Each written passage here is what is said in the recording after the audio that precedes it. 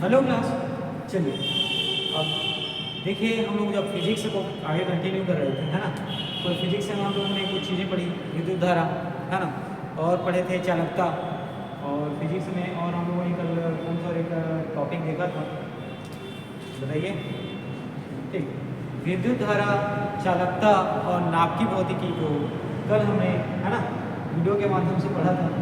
चलिए अब जितने भी फिजिक्स के जो महत्वपूर्ण टॉपिक हैं, ठीक है, उसको हम लोगों ने क्या कर लिया है, पूरा कर लिया है। और फिजिक्स में कोई चीज़ें, है ना, अगर बची हुई हैं तो विविध के फॉर्म में, ठीक है, मिसलेनियस क्वेश्चन के फॉर्म में आपको जो खोज करता, जो आविष्कार करता है, वो आपको देखने को मिलेगा। उसको मैं जब आपका एग्ज़ाम, है ना, नज़दीक आएगा तो उस टाइम, ठीक है, उससे संबंधित 1 या 2 वीडियो मैं आपके लिए लाऊंगा। ठीक है, चलिए हम लोग आगे बढ़ते हैं और देखेंगे। आज हम फिजिक्स के बाद आगे हम लोग आज पढ़ेंगे केमिस्ट्री को। और केमिस्ट्री का जो आपका पहला टॉपिक है वो है परमाणु संरचना। ठीक है, केमिस्ट्री का आपका जो पहला टॉपिक है वो कौन सा है, तो आपको याद रखना है परमाणु संरचना।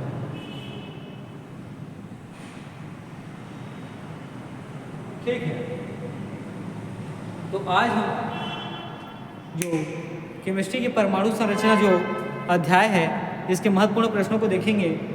ठीक है, और उसी को आज की वीडियो में हम लोग देखते हैं, जो इसके महत्वपूर्ण प्रश्न हैं उसको सॉल्व करते हैं। ठीक है, आपको पता है कि हम लोग जो प्रश्न हैं इसको एमसीक्यूज के फॉर्म में, है ना, जो आपके पेपर जिस तरीके से आते हैं ऑब्जेक्टिव क्वेश्चन के फॉर्म में, उसी तरीके से, है ना, प्रश्न के बाद उस ऑब्जेक्टिव को क्या करते हैं, सॉल्व करते हैं। लेकिन मैं यहाँ आपको ऑप्शन जो है बोल के बताता हूँ, ठीक है, क्योंकि ऑप्शन मैं यहाँ पे लिखूँगा तो आपका क्या होगा, उसमें टाइम भी थोड़ा सा ज़्यादा लग जाएगा और आपके पास जो है जो प्रश्न की संख्या है वो क्या होगी, कम पहुँचेगी। तो हम लोग यहाँ पे, है ना, मैं ऑप्शन जो प्रश्न होता है उसको मैं वहाँ पे क्या करता हूँ, राइट डाउन करता हूँ, देन आपको ऑप्शन बताता हूँ और उसमें से आपको सही उत्तर बताना रहता है। ठीक है, तो उस सही उत्तर में ए बी सी और डी के फॉर्म में आपको ऑब्जेक्टिव क्वेश्चन दिखते हैं। ठीक है, तो उनमें से जो सही उत्तर होता है उसको हमें क्या करना रहता है, चूज़ करना रहता है। इन्हीं सभी चीज़ों को अगर मैं बोर्ड में लिखूँगा तो होगा क्या, टाइम ज़्यादा लगेगा, है ना, वो क्या होगा, फ्रूटफुल उतना होगा नहीं, क्यों हमें कम समय में ज़्यादा प्रश्न बनाने हैं। तो देखिए क्लास में भी हम लोग वही चीज़ कर रहे हैं कि कम समय में हम लोग जितने ज़्यादा प्रश्न क्या कर सकें, सॉल्व कर सकें, है ना। तो इस चीज़ को ध्यान रखते हुए और ये क्लासेस आपकी, ठीक है, ये क्लासेस आपकी महत्वपूर्ण है, प्रयोगशाला परिचारक को डेडिकेटेड है। साथ ही आपके आने वाले जो एग्ज़ाम है छात्रावास अधीक्षक, उसमें भी यहाँ से आपको प्रश्न देखने को मिलेंगे। ठीक है, तो चलिए अब इसी क्रम में आगे बढ़ते हैं और देखेंगे आपका पहला प्रश्न जो है, ठीक है, कि क्या पूछा गया। देखिए पहला प्रश्न आपसे पूछा गया कि आधुनिक रसायन शास्त्र का जनक कौन है। ठीक है, जो वर्तमान की जो केमिस्ट्री के जनक किसको कहते हैं, है ना, ये आपसे प्रश्न पूछा गया है। ठीक है, वर्तमान, है ना, जो आधुनिक शास्त्र है, ठीक है, केमिस्ट्री के जनक किसे कहते हैं या आधुनिक शास्त्र के पिता किन्हें कहा जाता है, ये आपसे प्रश्न पूछा गया। देखिए वर्तमान रसायन शास्त्र के जनक, ठीक है, वर्तमान रसायन शास्त्र के जनक कौन है, ये आपको बताना है। ठीक है, देखिए आपके पास ऑप्शन है, ए रदरफोर्ड, है ना, रदरफोर्ड के नाम से आपको कुछ चीज़ें समझ में आ रही होंगी, साथ ही आइंस्टीन। ठीक है, अगला है लेवेजियर और आपका ऑप्शन डी है सीबीएम। तो इसमें से आपका आंसर कौन सा हो जाएगी, आपको बताना है। तो देखिए यहाँ पर ऑप्शन सी, जिसमें लेवेजियर जो है ये वर्तमान रसायन शास्त्र के जनक है ना, आपका ऑप्शन सी हो जाएगा। ठीक, तो देखिए वर्तमान जो रसायन शास्त्र है इसका जनक किसे कहा जाता है, किसे माना जाता है, तो आपको याद रखना है नाम लेवेजियर। किसको, तो लेवेजियर। ठीक है, चलिए आगे बढ़ते हैं और आपका अगला प्रश्न देखते हैं कि एक परमाणु का केंद्र जो है धनावेशित हिस्सा क्या कहलाता है। ठीक है, एक परमाणु है उसके केंद्र में जो धन आवेश वाला जो भाग है वो क्या कहलाता है, ये आपसे प्रश्न पूछा गया। ठीक है, देखिए प्रश्न को मैं यहाँ पे राइट डाउन करता हूँ कि परमाणु का, ठीक है, परमाणु के अंदर का जो धन आवेश वाला भाग है, ठीक है, धन आवेश वाला भाग है या हिस्सा जो है, इसे क्या कहते हैं, ये प्रश्न आपसे पूछा गया है। ठीक है, चलिए आपको ऑप्शन देखते हैं। ऑप्शन है ए प्रोटॉन, ठीक है। ऑप्शन है बी न्यूट्रॉन, ऑप्शन है सी आपका इलेक्ट्रॉन और डी न्यूक्लियस। ठीक है, तो आप उत्तर बताएंगे तो देखिए यहाँ पर न्यूक्लियस जो है आपको याद रखना है, आपका सही उत्तर हो जाएगा। यहाँ पर आपका सही उत्तर कौन सा होगा? तो न्यूक्लियस होगा, क्योंकि आपका ऑप्शन दिया है ए में है क्या? इलेक्ट्रॉन। इलेक्ट्रॉन है ना, क्या करता है? ऋणात्मक आवेश को प्रदर्शित करता है। उसी प्रकार एक और ऑप्शन था न्यूट्रॉन। न्यूट्रॉन कहने का मतलब क्या है? जो पूरी तरीके से न्यूट्रल है ना, न तो पॉजिटिव आवेश रखता है और न ही निगेटिव आवेश रखता है। इसके बाद आपके पास एक और ऑप्शन था जो था प्रोटॉन। क्या था जो? प्रोटॉन। ठीक है, और उसके बाद न्यूक्लियस। न्यूक्लियस के बारे में याद रखना है कि क्या करता है? धन आवेश वाला भाग होता है। ठीक है, अब इसके बाद आपका अगला प्रश्न पूछा गया कि परमाणु का अवयव है ना, परमाणु नाभिक का अवयव क्या क्या होता है। ठीक है, आपका अगला प्रश्न पूछा गया है कि परमाणु नाभिक का अवयव क्या क्या होता है, ये आपको बताने हैं। ठीक है, देखिए आपका जो अगला प्रश्न है इसमें पूछा गया है कि परमाणु नाभिक का अवयव क्या क्या होता है, ये आपको बताना है। चलिए मैं इसको राइट डाउन करता हूँ और उसके बाद उत्तर की ओर हम लोग जाएंगे। ठीक है, यह है परमाणु नाभिक। ठीक है, परमाणु नाभिक के अंदर क्या क्या होता है ये आपको बताने हैं। ये आपके पास क्या था? प्रश्न था। अब देखिए इसमें हम लोग जो इसके ऑब्जेक्टिव है उसको देखते हैं ऑप्शन को। तो ए है इलेक्ट्रॉन और प्रोटॉन। ए क्या है? तो इलेक्ट्रॉन और प्रोटॉन। आपका ऑप्शन बी है इलेक्ट्रॉन और न्यूट्रॉन। ठीक है, ऑप्शन बी है इलेक्ट्रॉन और न्यूट्रॉन। ऑप्शन सी है प्रोटॉन और न्यूट्रॉन। ठीक है, ऑप्शन सी आपको देखने को मिलता है प्रोटॉन और न्यूट्रॉन। और ऑप्शन डी है प्रोटॉन, न्यूट्रॉन और इलेक्ट्रॉन। ठीक है, तो यहाँ पे परमाणु के नाभिक के अंदर आपको कौन से अवयव देखने को मिलते हैं? तो यहाँ पर आपका ऑप्शन सी जो है सही हो जाएगा, प्रोटॉन और न्यूट्रॉन। ठीक है, ऑप्शन सी जो है यहाँ पे सही हो जाएगा और आपका उत्तर होगा प्रोटॉन और न्यूट्रॉन। ये दोनों क्या होते हैं? परमाणु के नाभिक में देखने को मिलते हैं। ठीक है, चलिए आगे बढ़ते हैं और अगला प्रश्न देखते हैं।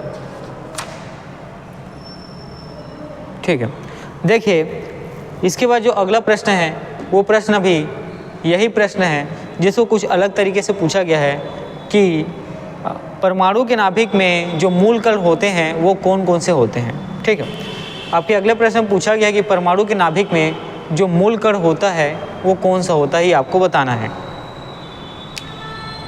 ठीक है, परमाणु नाभिक में ठीक है जो मूल कण होते हैं वो कौन से होते हैं, ये आपको बताना है। तो याद रखिएगा वो होता है प्रोटॉन। ठीक है, जिसको आप पी से डिनोट करते हैं, और साथ ही न्यूट्रॉन। कौन से होते हैं? तो प्रोटॉन और न्यूट्रॉन।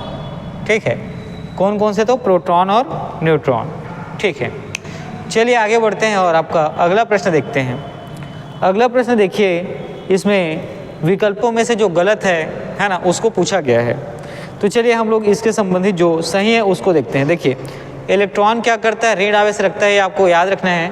साथ ही ऋण आवेश रखता है तो इसका द्रव्यमान आपको नगण्य देखने को मिलता है। ठीक है, तो देखिएगा इलेक्ट्रॉन के बारे में आपको एक चीज़ याद रखना है। इलेक्ट्रॉन जो है क्या करता है? ऋण आवेश रखता है। ठीक है, इलेक्ट्रॉन जो है पहली बात तो याद रखना है कि ऋण आवेश रखता है, और साथ ही इलेक्ट्रॉन का द्रव्यमान आपको नगण्य बिल्कुल ही कम क्या होता है? देखने को मिलता है। क्या होता है? तो नगण्य होता है। ठीक है, तो इलेक्ट्रॉन के बारे में आप लोगों ने क्या देखा कि इलेक्ट्रॉन जो है ऋण आवेश प्रदर्शित करता है, और साथ ही उसका द्रव्यमान जो है कैसा होता है? तो नगण्य होता है। ठीक है, चलिए आगे बढ़ते हैं कि परमाणु संख्या एक तत्व के परमाणु में प्रोटॉनों की संख्या है।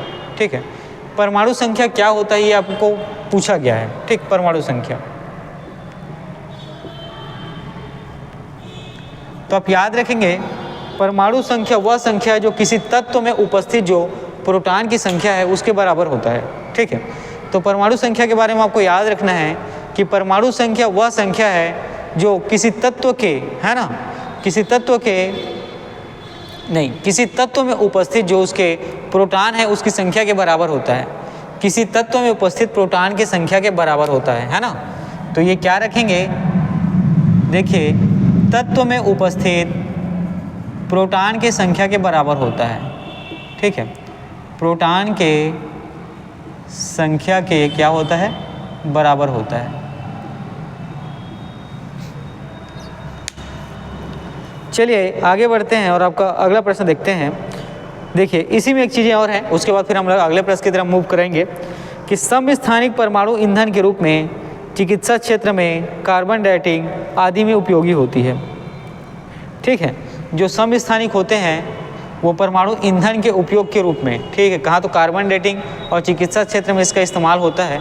ठीक है, इसके बारे में हम लोग आगे देखेंगे इसी में, है ना। अभी इसके बारे में हम लोग आगे देखेंगे कि तो किस प्रकार उसका उपयोग होता है। ठीक है, और चिकित्सा क्षेत्र में जैसे कैंसर के इलाज के लिए आप कोबाल्ट का इस्तेमाल करते हैं, वहाँ आपको देखने को मिलता है। कार्बन डेटिंग में आप क्या करते हैं, जो जीवाश्म होते हैं, है ना, उसकी जो आयु का निर्धारण जो है कार्बन डेटिंग पद्धति के द्वारा किया जाता है। ठीक है, चलिए आगे देखते हैं आपका अगला प्रश्न।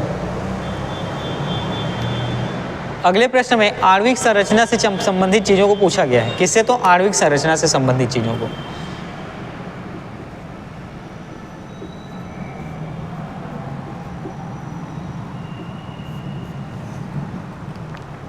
देखिए यहाँ पर आपका ऑप्शन ए है, न्यूट्रॉन तथा इलेक्ट्रॉन न्यूक्लियस में होते हैं तथा प्रोटॉन न्यूक्लियस के इर्द गिर्द चक्कर लगाते हैं। ठीक, अगला है इलेक्ट्रॉन तथा प्रोटॉन न्यूक्लियस में होते हैं तथा प्रोटॉन जो है न्यूक्लियस के इर्द गिर्द चक्कर लगाता है।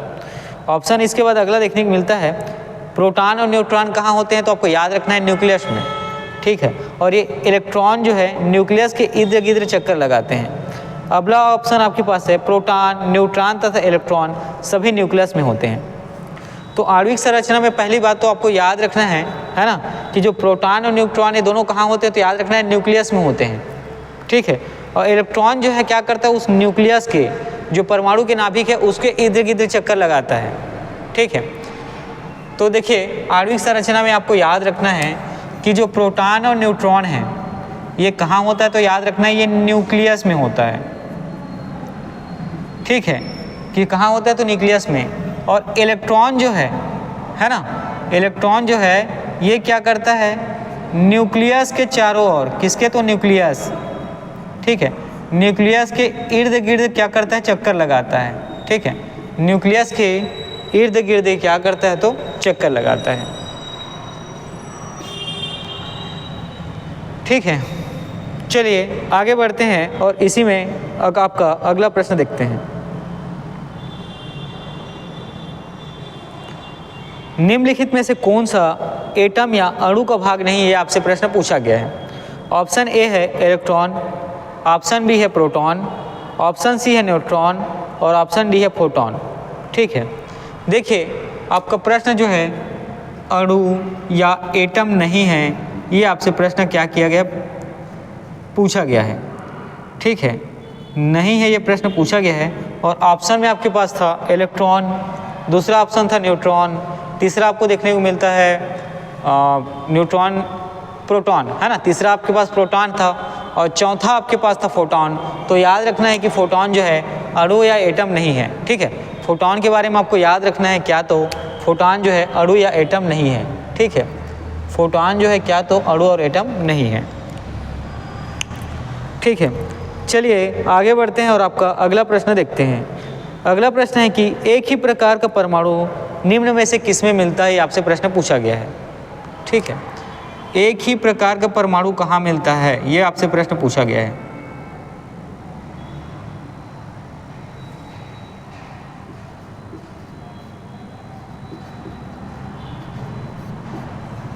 ठीक है, एक प्रकार का परमाणु या एक ही प्रकार की परमाणु की उपस्थिति के बारे में आपसे प्रश्न पूछा गया है।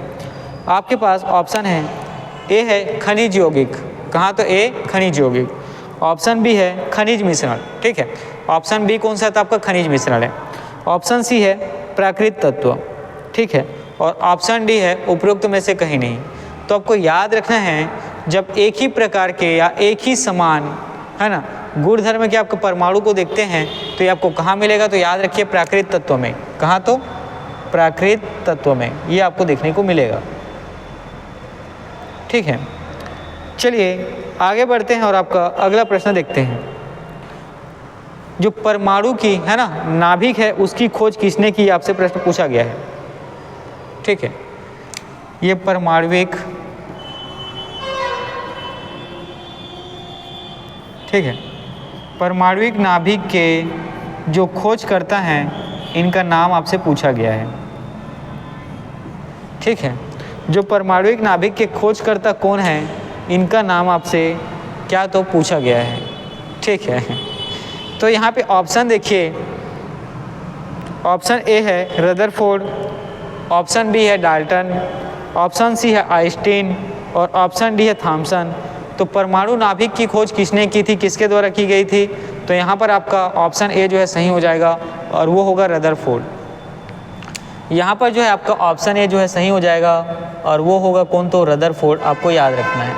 ठीक है, कौन होगा, तो रदरफोर्ड। ठीक, चलिए आगे बढ़ते हैं और इसी में हम आपका अगला प्रश्न देखते हैं।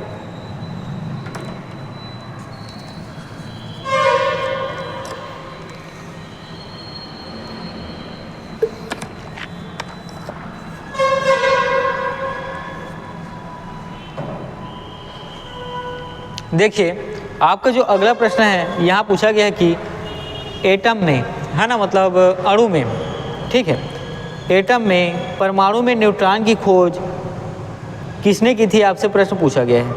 ठीक है, किसमें, तो परमाणु में।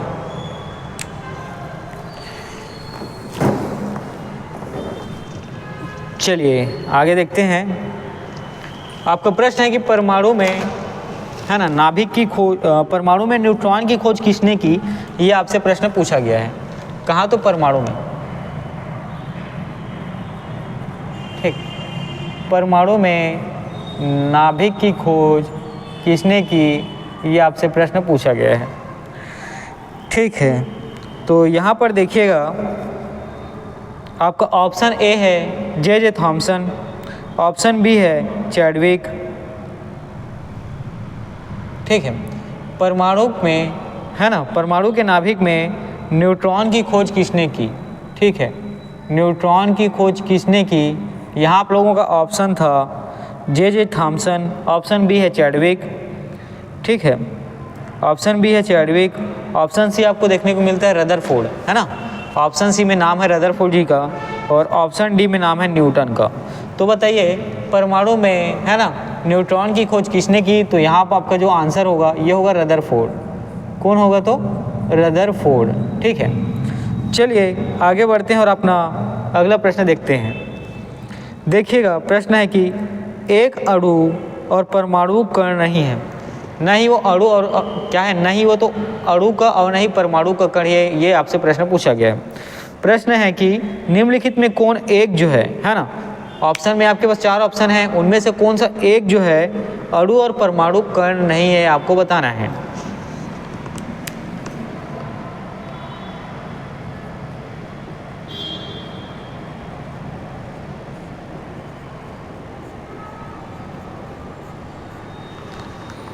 ठीक है, तो यहाँ पे एक देखिए, ए है न्यूट्रॉन, बी है प्रोटॉन और सी देखने को मिलता है आपको इलेक्ट्रॉन, डी आपको देखने को मिलेगा ड्यूट्रॉन।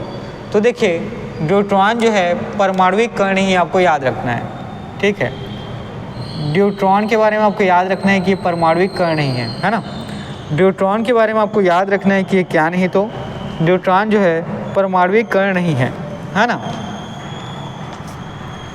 ठीक है, चलिए आगे बढ़ते हैं और अगला प्रश्न देखेंगे कि यहाँ देखिए युग्मों में, युग्मों मतलब जोड़ों में प्रश्न पूछा गया है कि निम्न युग्मों में से कौन सा एक कण, है ना, कौन सा एक जो है कण प्रतिकण युग्म है।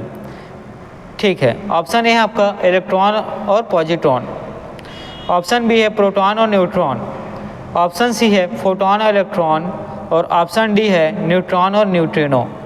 तो देखिएगा यहाँ पर इलेक्ट्रॉन और पॉजिट्रॉन जो है आपको याद रखना है कण प्रतिकण युग्म है। प्रश्न में कण प्रतिकण युग्म के बारे में पूछा गया है। ठीक है, कण प्रतिकण युग्म के बारे में पूछा गया है और इसमें आपको याद रखना है कौन सा है, तो आपका ऑप्शन ए सही हो जाएगा, इलेक्ट्रॉन और पॉजिट्रॉन। ठीक है, यहाँ पर आपका ऑप्शन ए सही हो जाएगा, इलेक्ट्रॉन और पॉजिट्रॉन, ठीक है। इलेक्ट्रॉन और पॉजिट्रॉन आपको याद रखना ये क्या है, कण प्रतिकण युग्म है। क्या है तो कण प्रतिकण युग्म है, ठीक है। चलिए आगे बढ़ते हैं और आपके प्रश्नों को देखते हैं। देखिए यहाँ पर आपको जो सूची मिलान दिया गया है ना, सूची 1 और सूची 2, और दोनों की जो चीज़ें हैं उसको क्या करना है, जो सही चीज़ें हैं उसको मिलान करना है। तो आपका पहला दिया है शून्य द्रव्यमान, दूसरा है आंशिक आवेश, ठीक है। शून्य द्रव्यमान को आप जीरो मास कह सकते हैं, है ना। उसी प्रकार जो आंशिक आवेश है इसको आप फ्रिक्शनल चार्ज के नाम से जानते हैं, ठीक है। आंशिक आवेश को क्या तो फ्रिक्शनल चार्ज के नाम से जानते हैं। और उसी प्रकार अगला है आंशिक प्रचक्रण, ठीक है। आंशिक प्रचक्रण इसको आप फ्रिक्शनल स्पिन कहते हैं, ठीक है। आंशिक प्रचक्रण को आप फ्रिक्शनल स्पिन के नाम से जानते हैं। उसी प्रकार अगला है पूर्णांक चक्रण, ठीक है, जो इंटीग्रल स्पिन होता है वो। तो देखिए सबसे पहले आपको देखने को क्या मिला, शून्य द्रव्यमान, है ना। सबसे पहले आप लोगों ने क्या देखा तो शून्य द्रव्यमान देखा। उसके बाद अगला आप लोगों ने देखा आंशिक आवेश, है ना। उसके बाद अगला आप लोगों ने क्या देखा तो आंशिक आवेश, ठीक है। इसके बाद फिर आगे बढ़ते हैं तो आप देखते हैं आंशिक प्रचक्रण। इसके बाद अब फिर आगे बढ़ते हैं और आंशिक प्रचक्रण को देखते हैं, ठीक है। इसके बाद अब फिर आगे बढ़ते हैं और देखते हैं पूर्णांक प्रचक्रण को। किसको तो पूर्णांक प्रचक्रण को, ठीक है। तो चलिए यहाँ पर जो है जो शून्य द्रव्यमान किसका होता है तो आपको याद रखना है न्यूट्रिनो का, ठीक है। शून्य द्रव्यमान किसका होता है तो आपको याद रखना है जो न्यूट्रिनो है ना। न्यूट्रिनो ये क्या होता है, न्यूट्रल होता है ना। क्या होता है, जीरो मास होता है इसका। उसके बाद जो आंशिक आवेश है ये किसका होता है तो आपको याद रखना है क्वार्क का आपको आवेश देखने को मिलता है। आंशिक आवेश किसका होता है तो आपको याद रखना है क्वार्क का, ठीक है। इसके बाद अगला है आंशिक प्रचक्रण, ठीक है। अगला देखने को मिलता है आंशिक प्रचक्रण, और ये किस में देखने को मिलता है तो पॉजिट्रॉन में, ठीक। आंशिक प्रचक्रण कहाँ देखने को मिलता है तो पॉजिट्रॉन में, ठीक है। इसके बाद जो अगला है वो है पूर्णांक प्रचक्रण, ठीक है। अगला आपको कौन सा देखने को मिलता है पूर्णांक प्रचक्रण। और पूर्णांक प्रचक्रण के बारे में आपको याद रखना है ये जो है किस सूची से संबंधित है तो फोनान से, ठीक है। जो आपका पूर्णांक प्रचक्रण है ये किससे संबंधित है तो आपको याद रखना है फोनान से, ठीक है। किससे तो फोनान से, ठीक है। चलिए इसी में आगे बढ़ते हैं और देखते हैं आपका अगला प्रश्न। इसमें पूछा गया है कि निम्नलिखित, है ना, मूलभूत कण कौन सा है ये पूछा गया है, ठीक है। देखिए यहाँ पे मूलभूत कण मतलब जो एलिमेंट्री पार्टिकल्स होता है उसके बारे में पूछा गया है, ठीक है। तो यहाँ पर आपका अगला प्रश्न है कि निम्नलिखित में मूलभूत कण कौन सा है, ठीक है। मूलभूत कण कौन सा है ये आपसे प्रश्न पूछा गया है। आपका ऑप्शन ए है देखिए न्यूट्रॉन, ऑप्शन बी है प्रोटॉन, ऑप्शन सी है पाइमेसान, और ऑप्शन डी कौन सा होता है तो क्वार्क होता है, ठीक। ऑप्शन डी कौन सा होता है तो क्वार्क होता है। तो याद रखेंगे जो आपका एलिमेंट्री पार्टिकल है वो कौन सा है तो है क्वार्क है। और साथ ही लेप्टान भी आपका एलिमेंट्री कण होता है, ठीक है। लेप्टान भी आपको क्या देखने को मिलता है, एलिमेंट्री कण देखने को मिलता है या मूलभूत कण देखने को मिलता है। तो मूलभूत कण में आप लोगों ने किसको देखा तो क्वार्क को देखा, और दूसरा किसको देखा तो लेप्टान को देखा, ठीक है। चलिए आगे बढ़ते हैं आपके अगले प्रश्नों की तरफ, ठीक है। आगे बढ़ते हैं अब हम लोग अगले प्रश्नों की तरफ।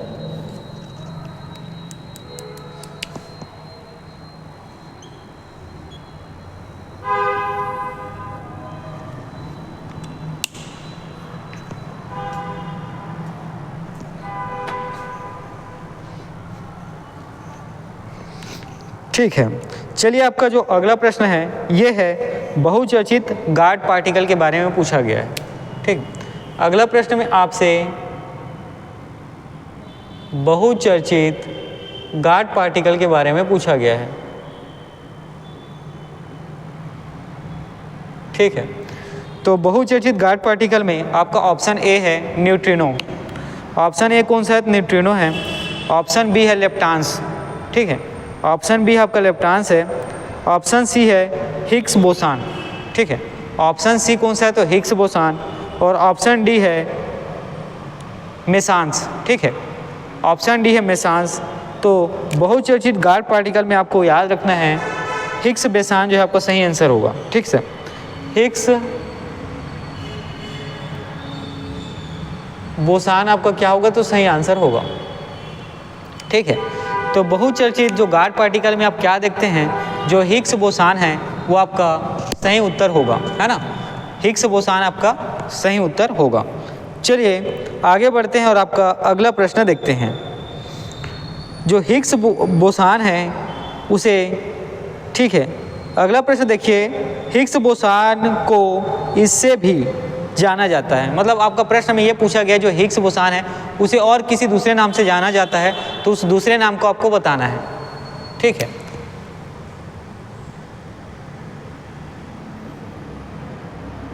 हिग्स बोसान को इस नाम के अतिरिक्त अगर किसी दूसरे नाम से जाना जाता है तो उस नाम को आपको बताना है। देखिए इसमें पहला है ए इलेक्ट्रॉन के नाम से। ठीक है, ऑप्शन ए है इलेक्ट्रॉन के नाम से, ऑप्शन बी है प्रोटॉन के नाम से। ठीक है, ऑप्शन सी है न्यूट्रॉन के नाम से, और ऑप्शन डी है गॉड कण के नाम से। तो हिग्स बोसान को आपको याद रखना है गॉड कण के नाम से, है ना, गॉड पार्टिकल के नाम से इसको क्या किया जाता है, तो जाना जाता है। चलिए आगे बढ़ते हैं और आपका अगला प्रश्न देखते हैं।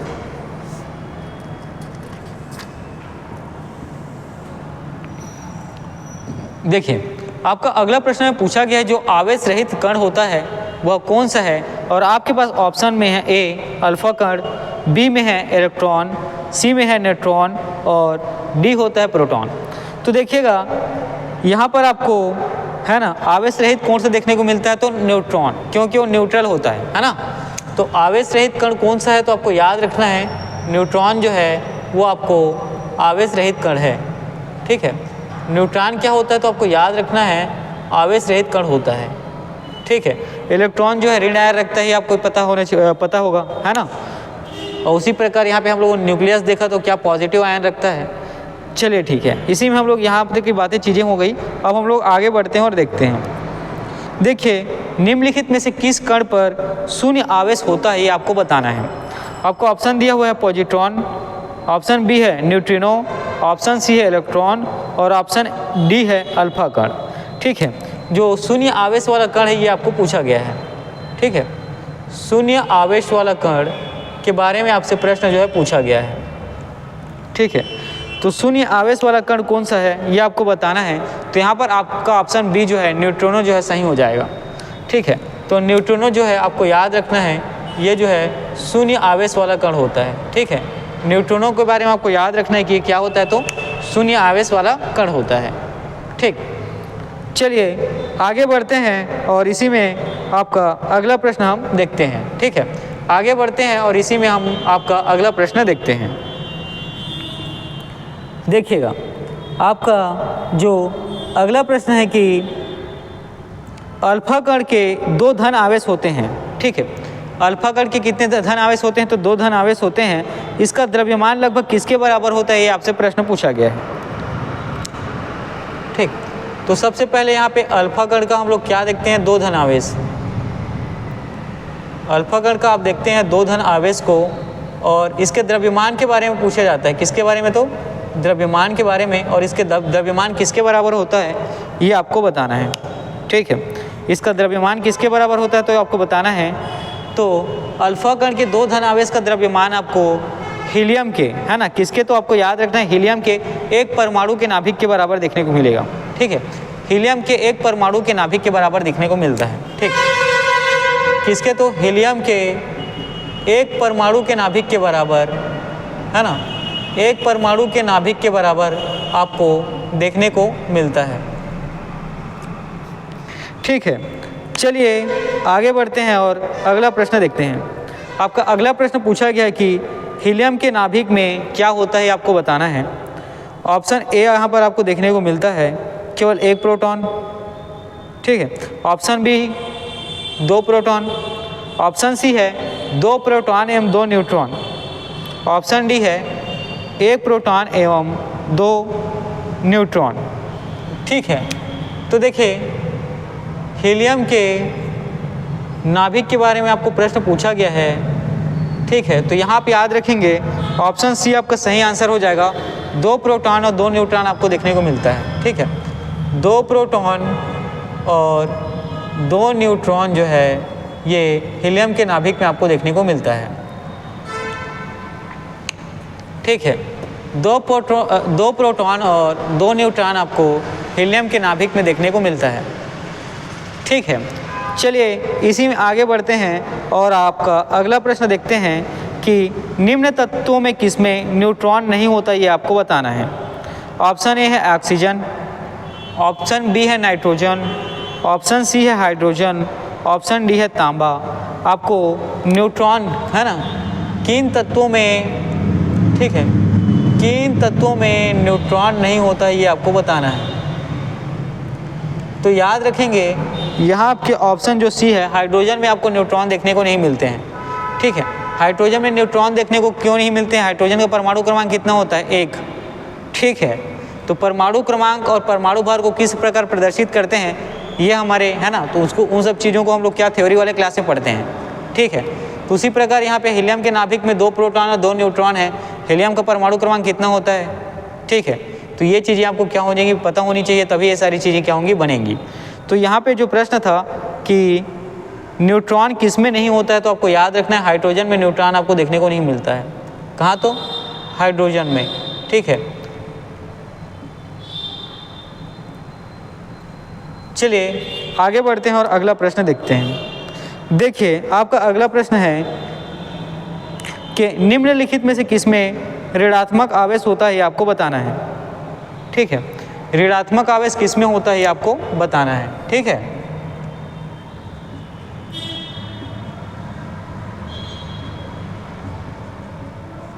ठीक है, तो ऋणात्मक आवेश में आप यहाँ पे देख पाते हैं आपका ऑप्शन ए है अल्फा किरण, ऑप्शन बी है अल्फा कण, ऑप्शन बी है बीटा कण और ऑप्शन सी है गामा किरण, ठीक है। तो इसमें किसमें ऋणात्मक आवेश नहीं होता ये आपको बताना है। तो देखिए जो आपका बीटा कण है वो क्या होता है, उसमें ऋणात्मक आवेश नहीं होता है, ये आपका आंसर हो जाएगा, ठीक है। जो बीटा कण है इसमें जो है ऋणात्मक आवेश नहीं होता है ना, इस बीटा कण में ऋणात्मक आवेश नहीं होता है, ये जो है आपका क्या हो जाएगा, ऑप्शन हो जाएगा।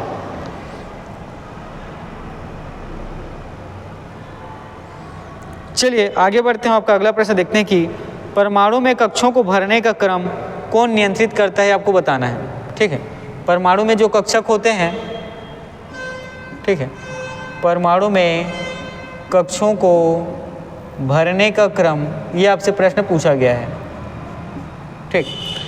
परमाणु में कक्षों को भरने का क्रम जो है ये आपसे प्रश्न पूछा गया है।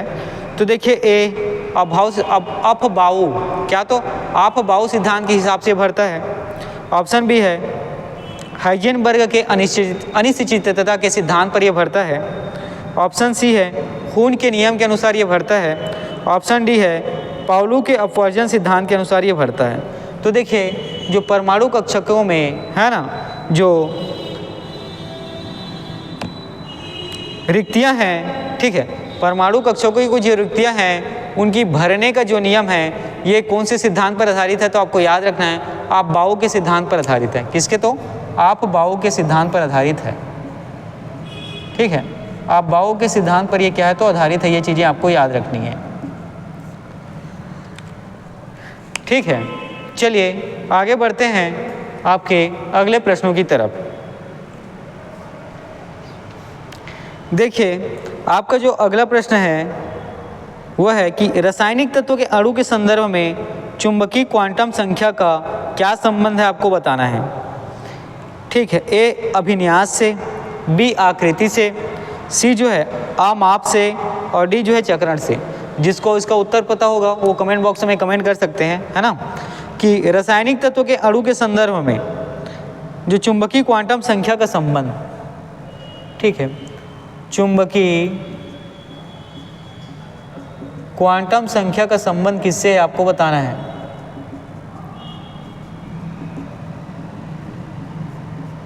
ठीक है।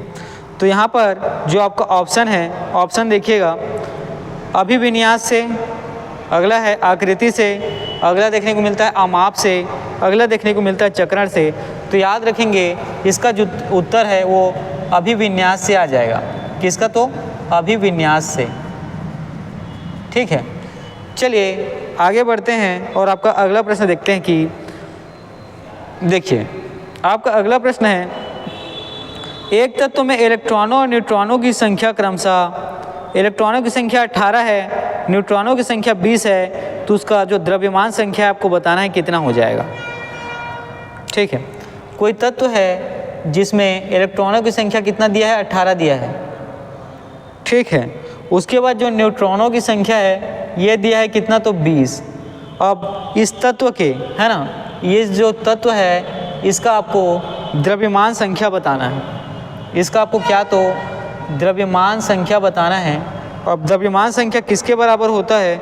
ठीक है, तो ये आपको याद रखना है, इलेक्ट्रॉन की संख्या का जब हम न्यूट्रॉन की संख्या का दोनों का योगफल करते हैं तो हमें द्रव्यमान की संख्या प्राप्त होती है। ठीक है, इलेक्ट्रॉन की संख्या का योगफल जब हम द्रव्यमान न्यूट्रॉन की संख्या से करते हैं तो हमें द्रव्यमान संख्या प्राप्त होती है। तो इलेक्ट्रॉन कितना है? 18 और न्यूट्रॉन है 20, इन दोनों को जोड़ेंगे तो हमें कितना मिलेगा? 38। ठीक है, तो यहाँ पर जिसका इलेक्ट्रॉन 18 है और न्यूट्रॉन 20 है, ठीक है, जिसका इलेक्ट्रॉन 18 है और न्यूट्रॉन 20 का है, उस तत्व का अगर द्रव्यमान संख्या पूछा गया है तो आपको याद रखना है वो कितना होगा? तो 38। ठीक है, चलिए आगे बढ़ते हैं और आपका अगला प्रश्न देखते हैं। देखिए, जिस तत्व के परमाणु में 2 प्रोटॉन, 2 न्यूट्रॉन और 2 इलेक्ट्रॉन हो, उस तत्व की द्रव्यमान संख्या कितनी होगी आपको बताना है। ठीक है, मान लीजिए किसी तत्व के परमाणु में आपको क्या देखने को मिलता है? 2 इलेक्ट्रॉन, ठीक है, 2 प्रोटॉन और 2 न्यूट्रॉन देखने को मिलता है और इसका आपको द्रव्यमान संख्या पूछा गया है। ठीक है, और उस तत्व का आपको द्रव्यमान संख्या पूछा गया है। ठीक है, तो द्रव्यमान संख्या जिसको आप मास नंबर कहते हैं वो कितना है? देखिए, थोड़ी देर पहले मैंने आपको बताया था कि द्रव्यमान संख्या निकालने के लिए जो प्रोटॉन संख्या है ना, जो प्रोटॉन देखिए द्रव्यमान संख्या निकालने के लिए जो इलेक्ट्रॉन संख्या है उसका योगफल जब हम लोग न्यूट्रॉन संख्या के साथ करते हैं तो हमें दो द्रव्यमान संख्या क्या होता है? प्राप्त होता है। तो देखिए इलेक्ट्रॉन की संख्या 2 है, इसका द्रव्यमान संख्या से कुछ भी लेना देना नहीं है। आपको मतलब किससे है? प्रोटॉन से और न्यूट्रॉन से। प्रोटॉन की संख्या और न्यूट्रॉन की संख्या को जब आप लोग जोड़ेंगे तो आपको क्या मिलेगा? द्रव्यमान संख्या। तो 2 प्रोटॉन और 2 न्यूट्रॉन को जब आप जोड़ेंगे तो द्रव्यमान संख्या कितना प्राप्त होगा आपको? 4। ठीक है, चलिए आगे बढ़ते हैं और इन प्रश्नों को अब हम लोग देखेंगे। ठीक है,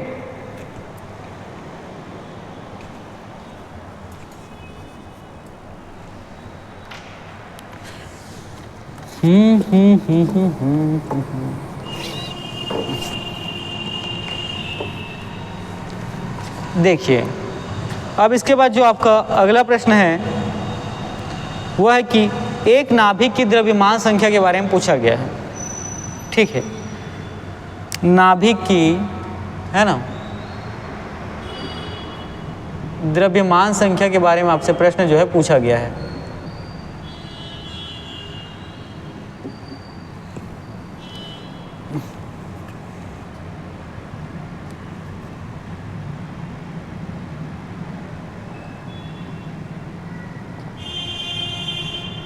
नाभिक की द्रव्यमान संख्या संबंधित प्रश्न आपसे क्या किया गया है? तो पूछा गया है।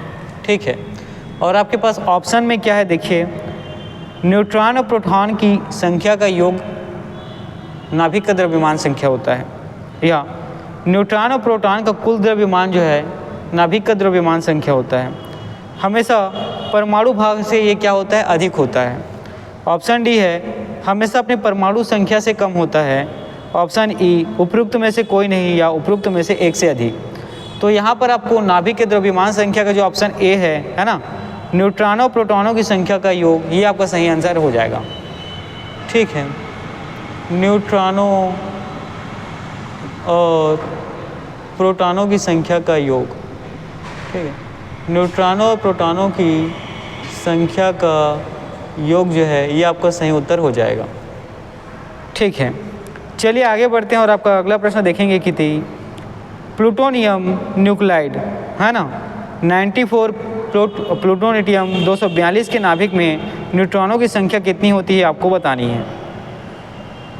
ठीक है, तो देखिए एक तत्व का नाम लिखता हूँ प्लूटोनियम।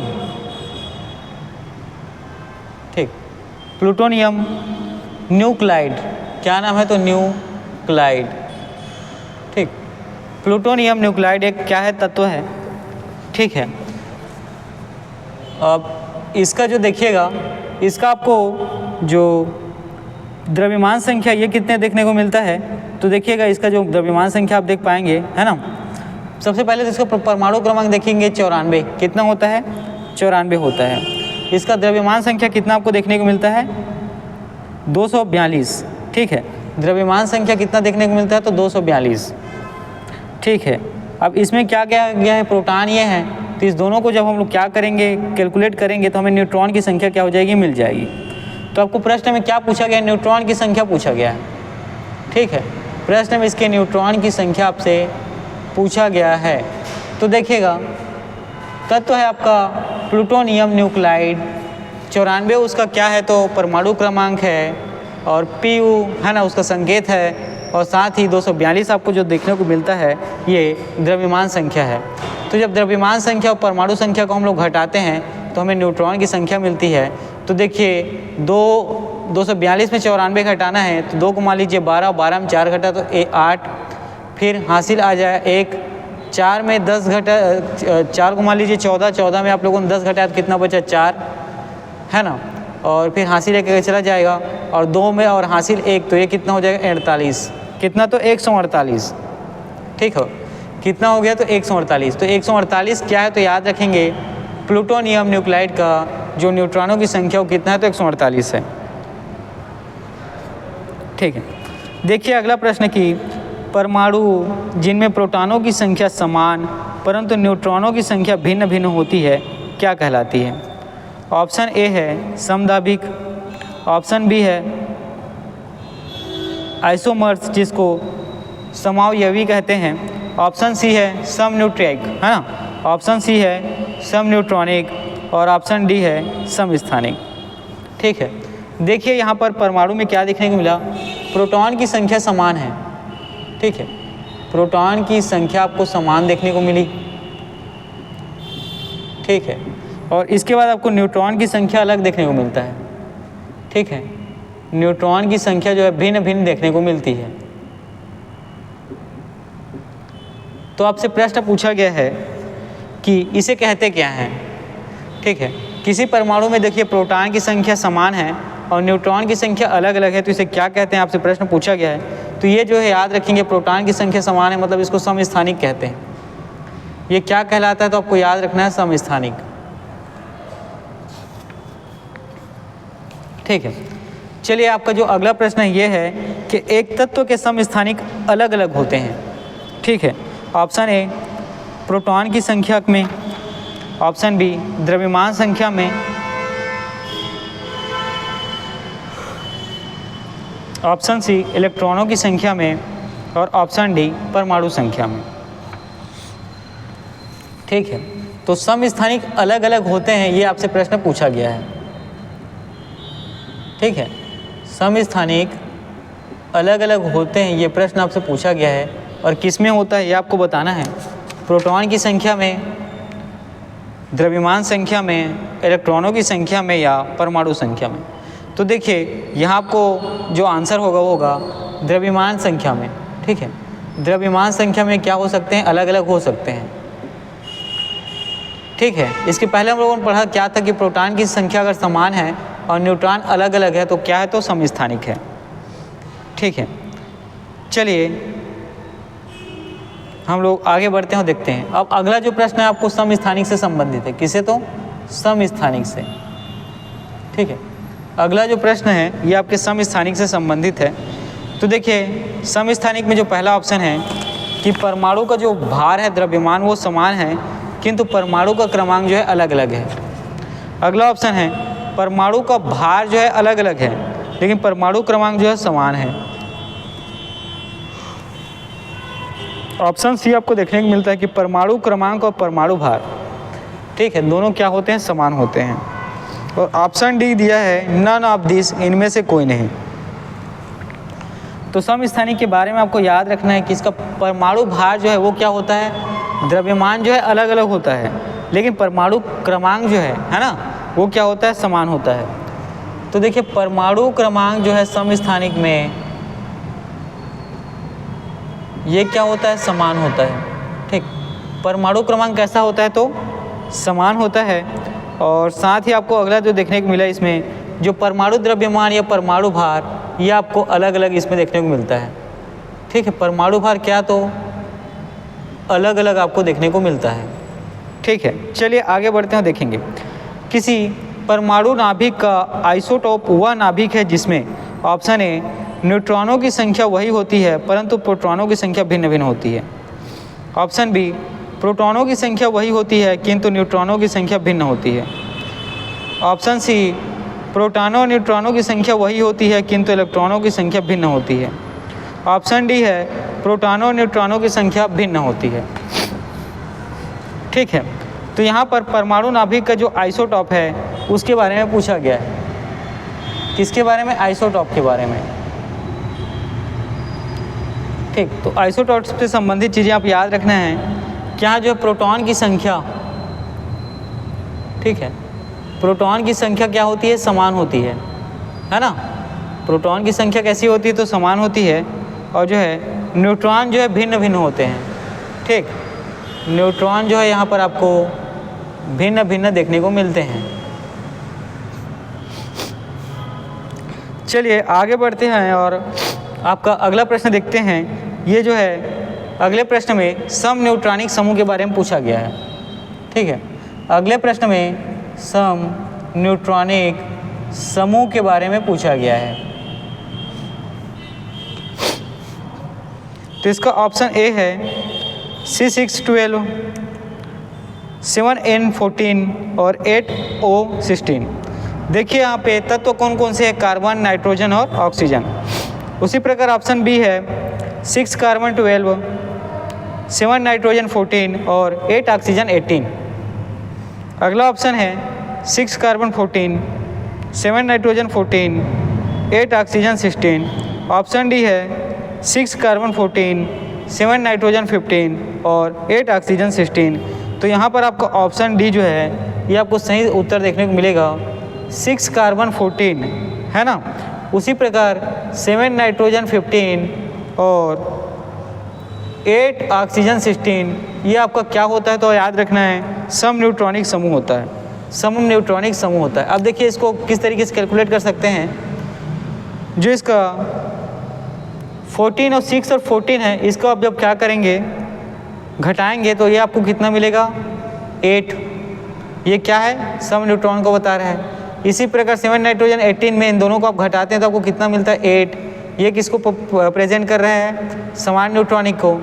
उसी प्रकार जो 8 ऑक्सीजन 16 है, इन दोनों के बीच आप डिफरेंस निकालेंगे, ये कितना आ जाएगा, 8। तो 3 जगह आपको 8 मिला। यही क्या बताता है, सम न्यूट्रॉनिक समूह को इंडिकेट करता है, ठीक है। सम न्यूट्रॉनिक समूह को यही क्या करता है, तो इंडिकेट करता है।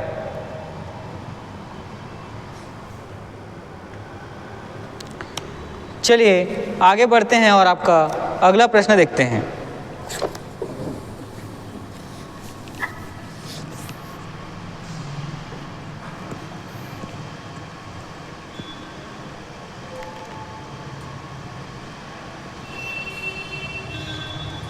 देखिए अब परमाणु संरचना में है ना, लगभग बहुत सारे इंपॉर्टेंट क्वेश्चन हम लोगों ने कर लिए हैं और इसी में जो कुछ क्वेश्चन बचे हुए हैं उसको हम लोग देखते हैं। फिर इसके बाद एक छोटा सा क्विक रिवीजन और कर लिया जाएगा। उसके बाद जितनी परमाणु संरचना की जितनी भी महत्वपूर्ण चीज़ें हैं वो चीज़ें आपको है ना इस वीडियो के माध्यम से उपलब्ध करा दी गई है, ठीक है। चलिए आपका जो अगला प्रश्न है कि रेडियो एक्टिविटी को कैसे मापी जाती है, उसका मापन क्या होता है, ये आपसे पूछा गया है। किसको, तो रेडियो एक्टिविटी को, ठीक, रेडियो एक्टिविटी को, ठीक है। इसका मापन कैसे किया जाता है, ये आपसे प्रश्न पूछा गया है। हाँ ठीक है, तो ऑप्शन 1 देखिए hygrometer, option B Geiger counter से, ऑप्शन सी सिस्मोमीटर से और ऑप्शन डी अमीटर से। तो यहाँ पर जो रेडियो एक्टिविटी का मापन किस यंत्र से किया जाता है ये आपको बताना है। तो देखिए आपका जो राइट आंसर होगा वो होगा गाइगर काउंटर। ठीक है, कौन सा? तो गाइगर काउंटर जो है रेडियो एक्टिविटी मापन का क्या होता है, सही यंत्र होता है। चलिए तो आपका अगला प्रश्न देखिएगा कि रेडियो एक्टिविटी का आविष्कार किसके द्वारा किया गया, यह प्रश्न आपसे पूछा गया है। ठीक है, रेडियो एक्टिविटी का, है ना, रेडियो एक्टिविटी तत्वों का आविष्कार किसके द्वारा किया गया है, यह प्रश्न आपसे पूछा गया है। देखिए आपका जो ऑप्शन है ये होता है ऑप्शन ए रदरफोर्ड ने। ठीक है, ऑप्शन ए किसने? तो रदरफोर्ड ने। ऑप्शन बी देखेंगे तो बैकुरेल ने, है ना, ऑप्शन बी की कौन है? तो बैकुरेल है। ऑप्शन सी देखेंगे तो बोर ने, और ऑप्शन डी कौन सा है? तो मैडम क्यूरी ने। ठीक है, तो ये देखिए आपका जो राइट आंसर होगा वो होगा बैकुरेल। ठीक है, आपका जो राइट आंसर होगा वो होगा बैकुरेल या बैकुरेल। ठीक है, देखिए जो परमाणु की संरचना की जितनी भी महत्वपूर्ण चीज़ें थी, है ना, परमाणु संरचना की, जो आज का टॉपिक था परमाणु संरचना, इसकी जितनी भी महत्वपूर्ण चीज़ें थी उस सभी चीज़ों को हम लोगों ने यहाँ वीडियो के माध्यम से देखा है। चलिए इन सब चीज़ों का एक छोटा सा क्विक रिवीजन और कर लेते हैं ताकि ये चीज़ें आपको अच्छे से, है ना, याद हो जाएं। चलिए देखिए जो वर्तमान में जो रसायन शास्त्र का जनक है, ठीक है, वर्तमान में रसायन शास्त्र का जनक कौन होता है ये आपको बताना है, और उसका नाम क्या है।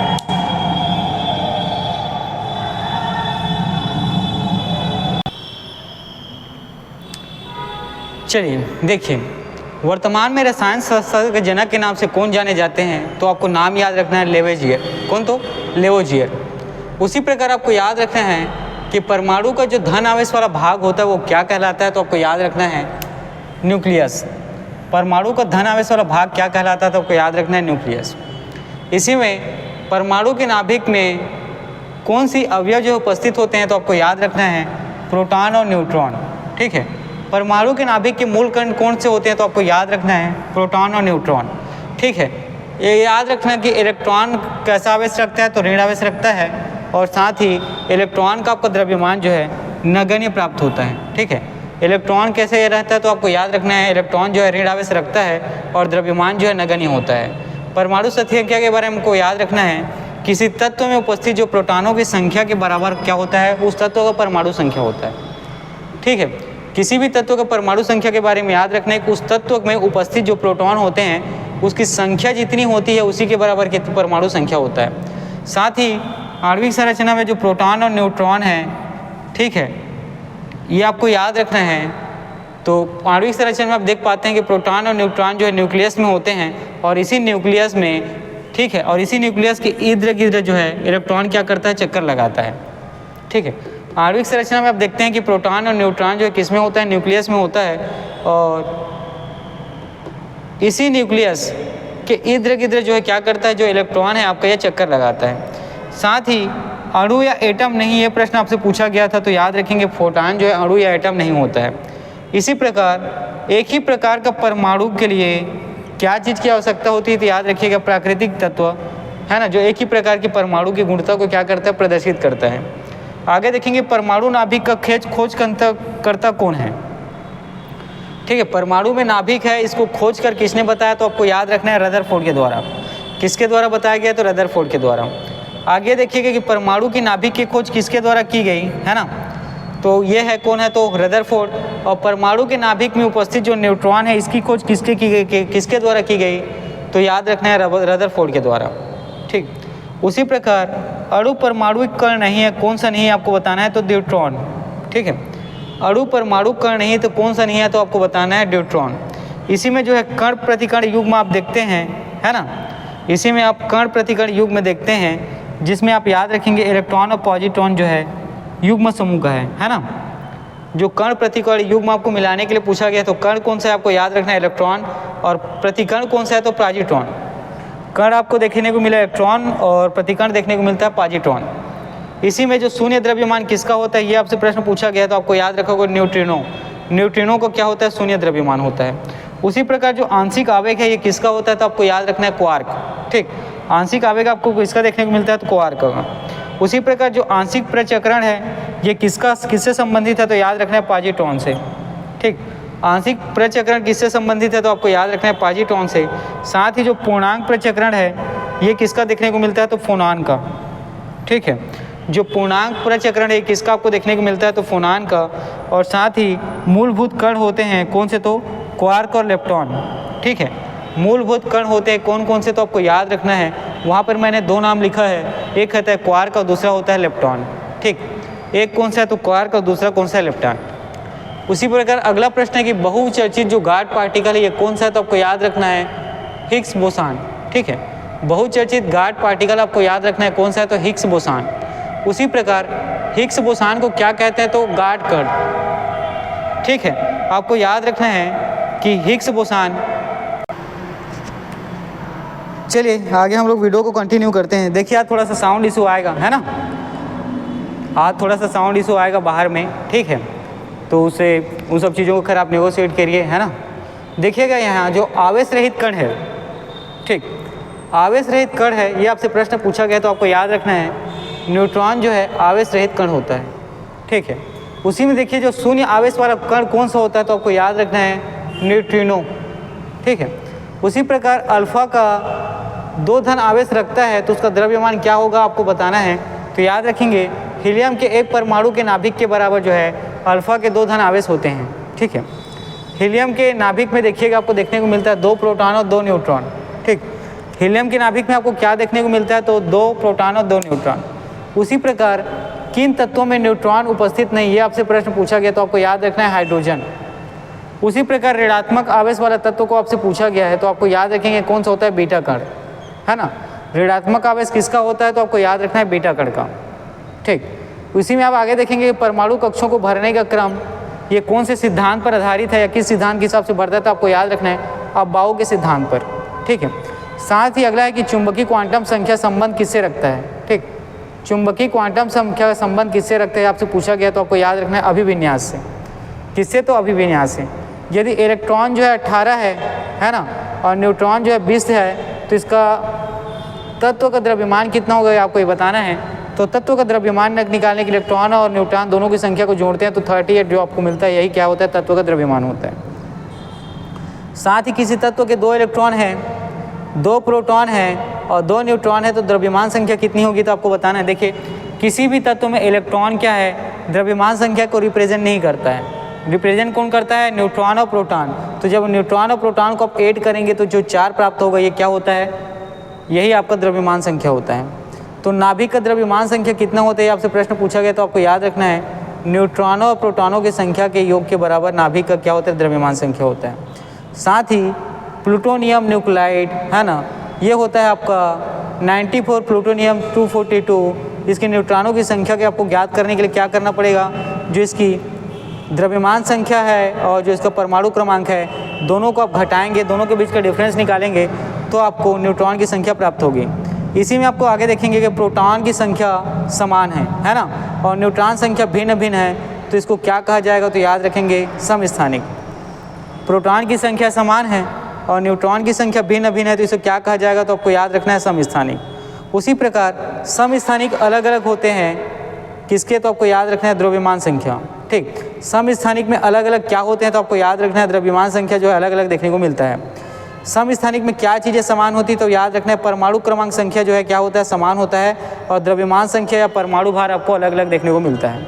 इसी में जो आइसोटॉप के बारे में याद रखना है कि परमाणु संख्या समान होती है, प्रोटॉन की संख्या समान होती है, लेकिन न्यूट्रॉन जो है क्या होते हैं, अलग अलग होते हैं। और सम न्यूट्रॉनिक समूह के बारे में हम लोग देखा यहाँ पे 6 कार्बन 14, 7 नाइट्रोजन 15 और 8 ऑक्सीजन 16 आपको डाटा मिलता है, और इनके बीच आप डिफरेंस निकालेंगे तो तीनों में आपको 8 प्राप्त होगा। ये बताता है किसको, तो सम न्यूट्रॉनिक समूह को। इसी में देखिए जो रेडियो एक्टिव मापन होता है ये किसके कौन से यंत्र से किया जाता है, तो आपको याद रखेंगे गाइगर काउंटर के तहत किया जाता है। उसी प्रकार जो रेडियो एक्टिविटी तत्वों का आविष्कार किसने किया था, तो आपको याद रखना है बैकुरल ने। ठीक है, जो रेडियो एक्टिविटी तत्वों का आविष्कार किसके द्वारा किया गया था, तो आपको याद रखना है बैकुरल के बारे में। चलिए देखिए, आज हमारा जो केमिस्ट्री का पहला टॉपिक था यह था परमाणु संरचना। ठीक है, और इसे आप क्या करेंगे, बहुत अच्छे से पढ़ें, क्योंकि आने वाले पेपर में यहाँ से प्रश्न आपको देखने को मिलेंगे। ठीक है, तो चलिए आज की क्लास को मैं यहीं पे एंड करता हूँ। इसके बाद आपका अगला क्लास हम लोग कंटिन्यू करेंगे।